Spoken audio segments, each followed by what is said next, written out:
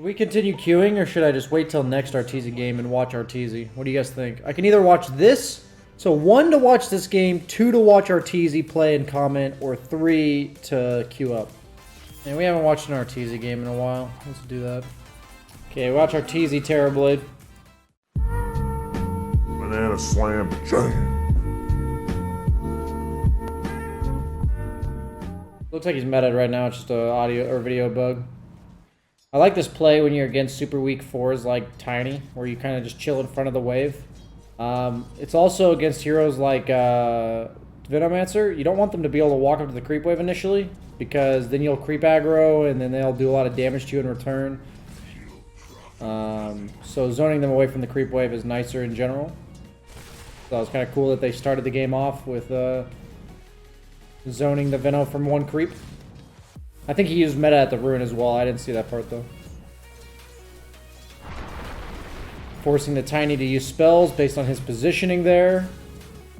Actually gets 3 or 4 right clicks in return. So even though him and the Tiny both took damage, he actually got free damage, meaning all he did was right click, while Tiny had to cast a spell. And that was all about his positioning in the lane, which is good. He took Reflection. I've done this in a few lanes. Reflection, very good against Venomancer, because you get his passive. Poison Touch, or Poison Sting. So you do way more damage to him than you do with to normal heroes when you reflect them.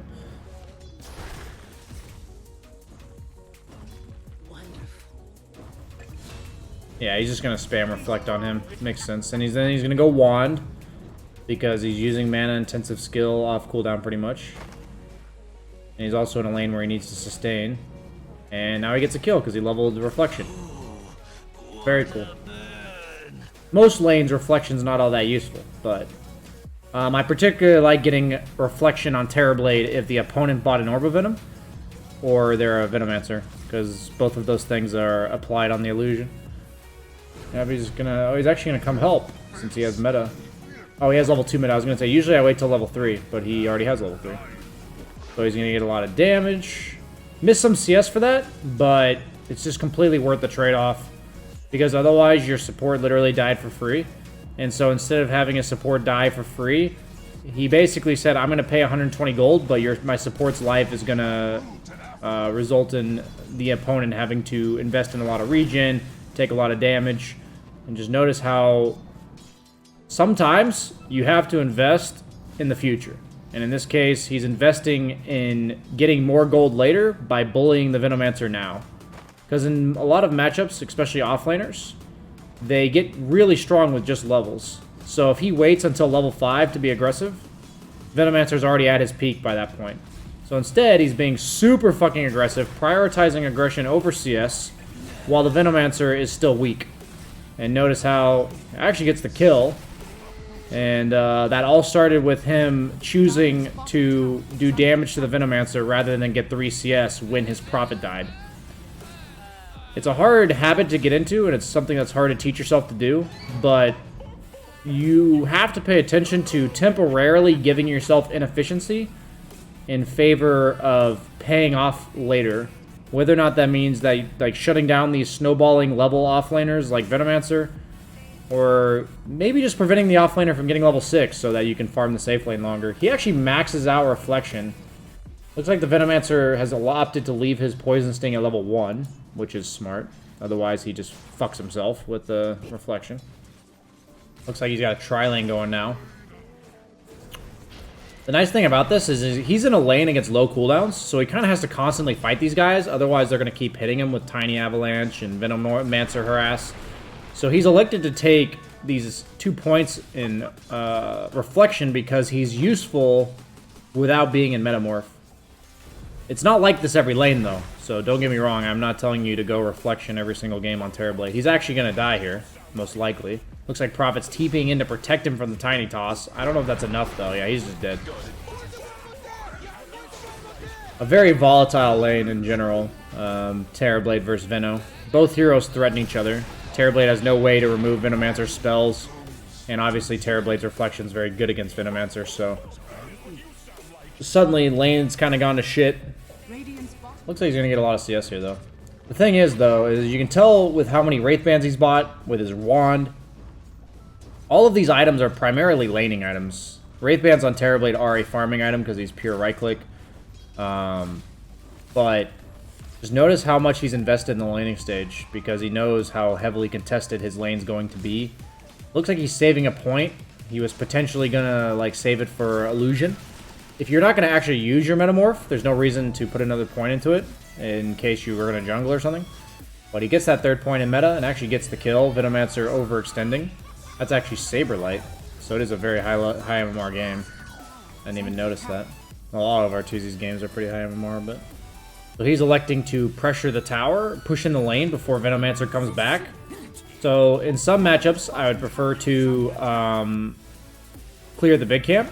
But in this matchup, notice how he wanted to get any little creep he could, because now he doesn't want to lane anymore. He might even consider just TPing away when it's up. But it was really cool to see his sense of urgency there to clear the creep wave. Because notice how when the opponent was dead, he knew when the opponent was alive again, he wouldn't be allowed to clear that wave. And I always talk about trying to do what the opponent prevents you from doing when you kill them. So not only did he clear one extra creep there, which seems like minimal, but he also put a lot of pressure on the tower and actually forced the enemy mid to rotate, as well as 3 other heroes, which then allows him to go top and pressure the anti-mage because he forced so many heroes bottom. He knows Rubik can't be top for the near future, and he knows that Venomancer TP'd back bottom. So now he's got this ability to pressure this tier 1 tower because he was aggressive with the metamorph towards the end of that kill. So a lot of Dota's like setting yourself up for opportunities. If he had just TP'd top here, yeah, Terrorblade's nice against anti-mage. But if he TP's top, what if Rubik just then also TP's top? It's like, well, shit. I'm like a Terrorblade that's top, and their mid laner's following me around. And now, since he immediately TP'd after TPing the Rubik bottom, the Rubik's now walked all the way back top. Or that's the Wyvern, excuse me. The Wyvern's come back top. The Tiny's now top. I want you to see, like, how much reaction he is forcing from the opponent as a farming carry. Rubik's TPing now. His TP is just back up. Notice how he's buying items that he thinks he needs to do this stuff. Treads, double Wraithband, wand. Going for drums. He's actually going to die, looks like. Dominator, I guess. Meanwhile, his Enigma's taking the mid tower, though. So it's your job as a teammate of a hero like this who's pressuring to make sure while your teammate's forcing a reaction that you're either showing up to the fight or you're also pressuring. Like, see what's going on mid here. Hello, this is Gabe. So it may seem like a feed, it may seem like a lull, but it's actually 2 for 1 in favor of his team, and they got mid tower. So that's a very good death for a carry. It should open up the space on the map for him. They got top tower, they got mid tower, and he traded 2 for 1. Completely good death. That's like a space-making death.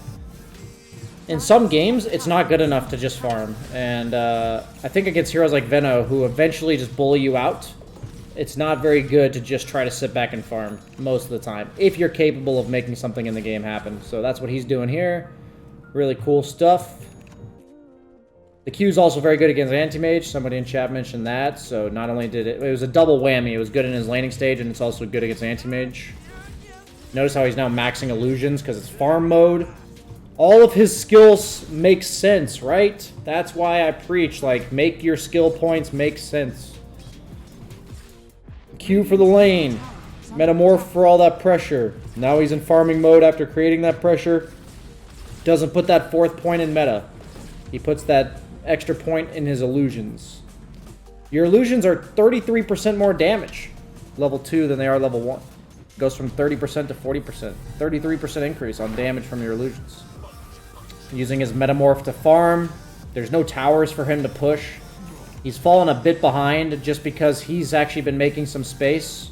So now he's all about utilizing his skills to maximize his farm. So notice how, like I said, popping meta to farm, but also maxing his illusions now. He's going for the drums, which is also a decent farming item on Terrorblade. I did it yesterday. Feels really nice. The mana regen, the 6 all stats. You're actually really fast now with the meta buff. He actually survived bottom earlier because of the meta buff. He would have died last patch. This is why Terrorblade is very good against Anti-Mage. If both heroes farm and Terrorblade and they collide, Terrorblade bullies Anti-Mage away. Usually heroes that both want to farm, whichever one bullies the other, is the favorite hero in the matchup. Notice how, because Terrorblade showed up, Anti-Mage was forced to leave. He saw 2 heroes on the ward bottom, so he didn't continue to stay bottom. He actually gets the tome himself. Looks like both of his supports have plenty of levels because he was doing so much in the game. I'd say very rarely are any of you ever going to get the tome as a carry, because none of you are ever going to make the space that he's making in this game. Dire's top tower is under attack. This is a rare example where you want to play your own dead lane. There's no pressure for you to create on the map. He's already created it. And the opponent that you farm well against, in this case the Anti-Mage, wants to play bottom. And your hero is good against him. So notice how he's actually forcing so much bottom. Because the opponent is not content with him farming against Anti-Mage. So thus, the opponent's actually forced to react, and a fight's going on. Anti-Mage doesn't want to participate in this. You may say, BSJ, isn't he trying to farm? Why is he like forcing fights around himself? Who wants to farm less? Or who wants to fight less, excuse me? Anti-Mage or Terrorblade? I would say, as a Terrorblade, I'm much more in favor of fighting than an Anti-Mage. So he's actually forcing himself to fight, but most notably forcing this Terrorblade, or forcing the Anti-Mage to fight. A dominating performance. Which is really cool. His Enigma got his black hole canceled, which is unfortunate. Looks like he's just going to retreat. Didn't have Metamorph, so not the ideal fight, but you have to see what he's thinking, and they're actually going to turn it here. Very cool. Very cool. Gets the Sunder off on the opponent mid. Doesn't actually kill the Wyvern. Okay, she is going to go down. More than 2 kills, but less than 4. Looks like he's going to go down too. Might take Rubik with him, though. Look at this extra stats on everything. The little bits of stats. Every single item, every single thing you do adds up, guys. Every single thing you do adds up. Barely gets the kill on Rubik. Thing is, Anti-Mage, I don't think died there. Was forced to go back to base, though. Is there no pressure to make because Wyvern 6? No, they already took tier 1 top, tier 1 mid. So next objective, Roche. Come on, guys. Act like you watch anything I do, please. You think he's going to pressure tier 2s? Come on. He slowed down his game in order to take tier 1s. So last thing he's going to do is pressure tier 2s. If his game was, like, conveniently taking tier 1s, accelerating, and all that shit, that's when you can look to pressure tier 2s early, right? But this game, he actually inconvenienced himself in order to take towers, which is perfectly fine for all the reasons I mentioned. But then you have to, like, go retreat into hard farm mode efficiency because you can't just keep doing that. You require being ahead in order to push tier 2s. And he was ahead early in the sense that his hero's stronger than Anti-Mage. So, in the early game. So he's able to take these tier 1s, but now he has to go back for these farming items, gets the Yasha. I think he'll go for the... Oh, he's going to go Manta this game. Manta's pretty good against Veno, pretty good against Wyvern. Veno Gale as well as Wyvern Arctic Burn, very relevant skills to Manta off. It's also nice against Anti-Mage, because when he blinks on you to try to do damage to you, you can just Manta and man-fight him. But if Anti-Mage has a Manta and you don't, he can just burn all your mana very reliably. So I was thinking this game he might choose SNY, but Manta is definitely the better call. I've been leaning away from Manta on Terrorblade because I think SNY in general is better. But this game specifically, I think there's just too many things to buy Manta for. So it definitely does make sense that Double kill. he's choosing the Manta. So much fucking damage. Are they going to turn that into a Roche? That's the question. Every time you get kills, is there an objective to take? Anti-Mage super weak right now. Just got 3 kills. Have Metamorph. Have Tusk. Have a Medallion. Boom. Roche. Is he going to pop drums for it? Yes. Sense of urgency. Thinks they need that extra bit of oomph to make sure they finish it in time. Does he take Aegis? I'd give it to Earth Spirit. Yeah, they're going to give it to Earth Spirit? Yeah. Terrorblade, not the best Aegis hero, honestly. Doesn't need it. He's not really worried about getting picked off, and if he dies in fights, he doesn't have meta, so... Makes sense that he wouldn't get... He wants to give it to the hero that's making space for him so that his hero can make better space rather than give it to him. Because he's just going to be farming. And the only reason you would take it if you're farming is if the opponent has, like, a Doom and they could gank you while you're farming. And you just need that room for cushion, that you don't die to a gank while you're farming. I'm not really concerned about getting ganked as Terrorblade this game. The opponent doesn't really have any long-range reach. Yeah, they have stuns, yeah, they have disables, whatever, but, like, they don't have heroes that can jump on him from a long range or anything like that, so... Notice how he pushes in top and then immediately serves himself as the pressure relief bottom. Terrorblade has two purposes. One, to create pressure on the opponent's side of the map, or two, relieve pressure with illusions on wave. And notice how he's very decisively choosing one or the other. He's either pressuring top, or he's defending bottom. Pretty much the only purposes on Terrorblade. And like how far up he goes is completely dependent upon who's showing, what heroes are where. And now he's actually setting up for a tier 1 tower push bottom. That was unreal. For his team. Carnage.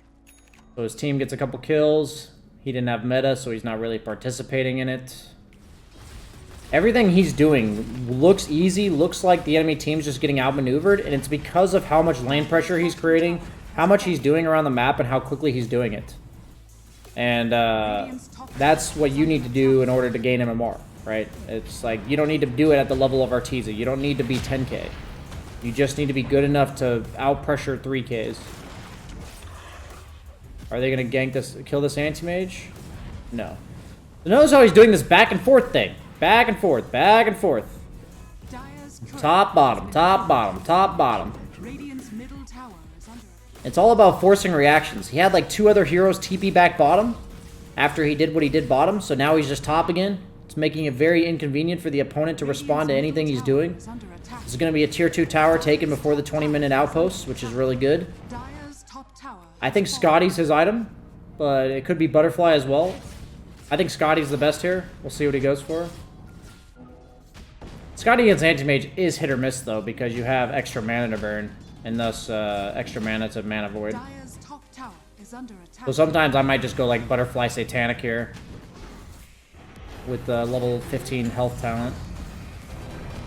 So now that they've taken top tier 2, they are invading the triangle. That's usually the order of events. Usually you don't invade triangle before that top tier 2. Very rarely is that the case. But notice how they're just doing this back and forth, back and forth. They actually opted to not take the top outpost. I think it's good if they do that, but they haven't chosen to do that yet. If you hear my explanation, everything he's doing is replicable. He just does it like so fast and so crisply, and like that's why I am like such a huge, you know, fan gay of how he plays, because it's how I want to play, it's how you should play, and he just does it so fast. Every little decision he makes just makes so much sense. Will he take the Essence Ring? I personally would want the Essence Ring. We'll see what he does. So they end up not taking the outpost. I think that's a bit of a mistake.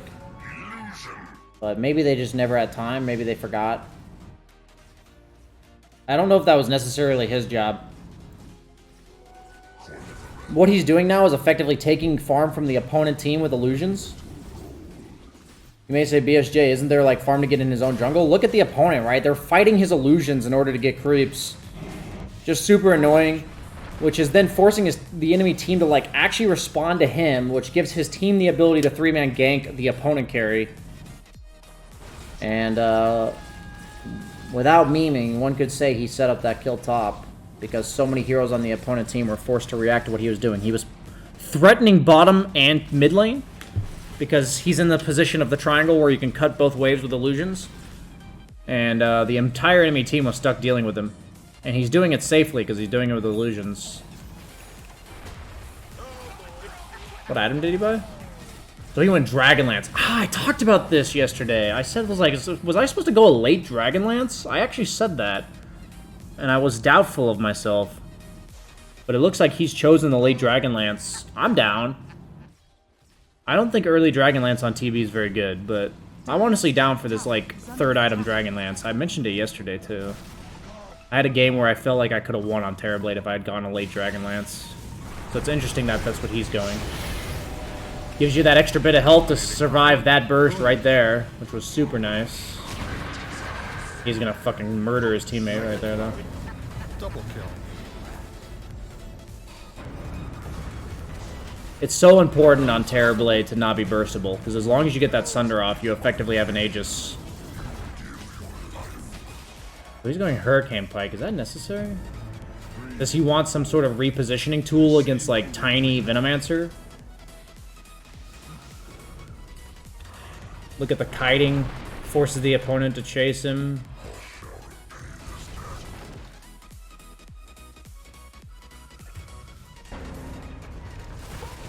Pops the drum charge. Doesn't quite get the kill, though. Not the best case, not worst case scenario. Kind of a good fight for the opponent team. Didn't seem like he did anything majorly wrong there. Now it's kind of, since we're not in any objective taking mode, this is usually play around mid lane time. Anti-Mage actually just feeds. In this case, if the Anti-Mage hadn't fed, I think you just push in mid while farming triangle. That's what I would do at least. He's actually dead. Okay, so he felt confident to push. And that looks like just an overstep of boundaries there.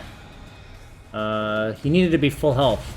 I'm personally surprised he's not buying Satanic now, or a Morbid Mask at the very least. I think that extra bit of sustain is really necessary against heroes like Wyvern Veno. Just long-range poke damage, where eventually you lose like half your health to just random spells being casted on you. So to me, it's very interesting that he chose to go no sustain. He didn't take the Essence Ring. Like, I would have prioritized the Essence Ring. Grove Bow is a very good item on Terrorblade, though. I'm not a fan of this Hurricane Pike, but it's not. It's never a bad item on Terrorblade. It's just, in my opinion, not always the best item. Like, I would be going Butterfly Satanic here, or at the very least Morbid. Let's see what he chooses to go. Looks like we have an Ancient stack one more time. Oh, didn't want to stack? Okay, never mind, they did. At this point, because you've had a death, the game's going to slow down a lot. You're playing for Roche now. That's all it is to it. All there is to it. So you pretty much plant yourself on the safest part of the map, which is the triangle, especially on a Radiant because you're near Roche. And then you're going to use mostly your illusions, sometimes your hero if you feel safe enough to do so, in order to push top and mid, top and mid, top and mid, top and mid. That's all we're going to do. Top and mid. Farm triangle every minute, top and mid, top and mid. Dead lane theory? Yes. Top and mid, top lane, mid lane? Yes. Bottom lane? No. That's because Roche is the only objective on the map that matters now. So he doesn't feel safe enough to walk up to this tower, so he's going to defend it with an illusion. Doesn't mean he's going to keep it alive, but he's going to make it as hard as possible to take. Gets the evasion talent, actually. Didn't even notice that one. I think with the Metamorph buff, the move speed's not as important, especially when you go drums. At that point, it's just like how much move speed do you really need? 16% evasion is pretty solid, actually. So, yep. Look at that. Setting up for Roche. It's all that fucking matters. All that fucking matters, bros. Have that one death, you're like, okay, maybe we overextended a bit, chill out a little bit, you know, let's settle down a bit, boys.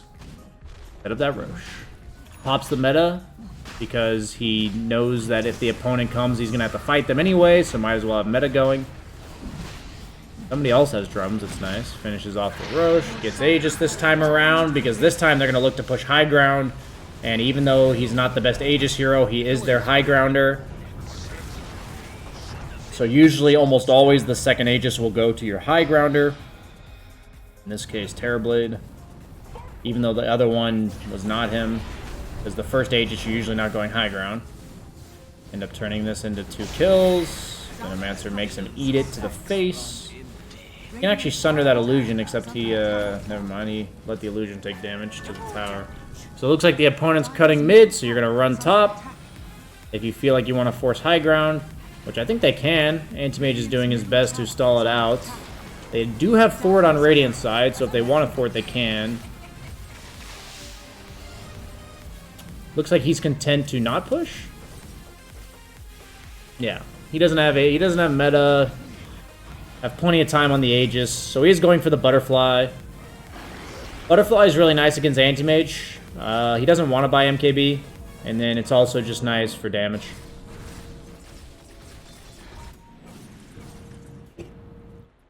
It sets up the Satanic really well. Like, Butterfly, Satanic. He's actually choosing Lincolns.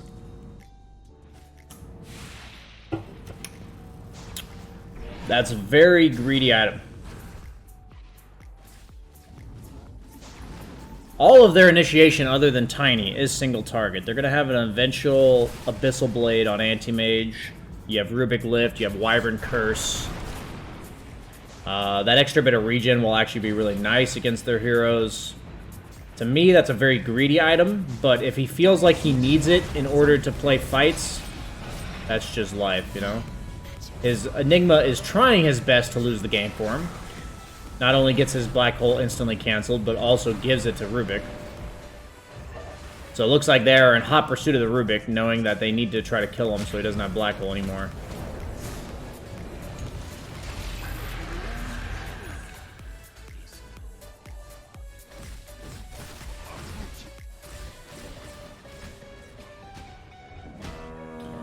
So sometimes when you're this far ahead, Lincolns can be a reasonable item. It's really only when you're super far ahead. I want to be very clear. Because the problem with Lincolns is it really is a very greedy defensive item. It's like a greedy BKB that gives you virtually no damage. It's like a BKB that gives you regen. That's pretty much what it is. Like, it's a similar function that gives you regen. Killing spree. So usually, if you go Lincolns too often, you'll have damage issues.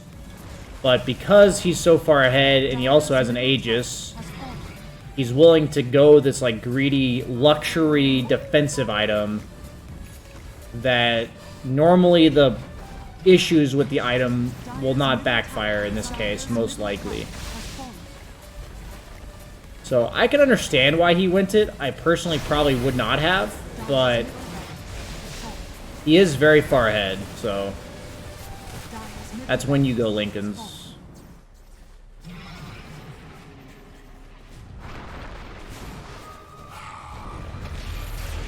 Gets the Sunder off, gets tossed back in.